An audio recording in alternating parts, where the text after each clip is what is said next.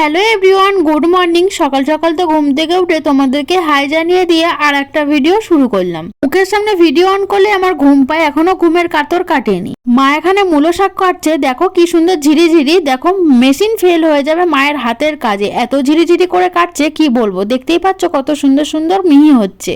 তারপরে আমি এখানে চিয়া সিডটা খেয়ে নিলাম। চিয়া সিডটা খেতে ততটা তো ভালো না, কিন্তু খাচ্ছি তো বটে, বেশ ভালোই লাগে মোটামুটি। আর এদিকে আমি তারপরে জামা কাপড় ভিজাতে বসে পড়েছি। একবারে অনেক জামা কাপড় নিয়ে বসেছি, কারণ প্রত্যেকবার এরকম ভাবে আমার কাচা সম্ভব না।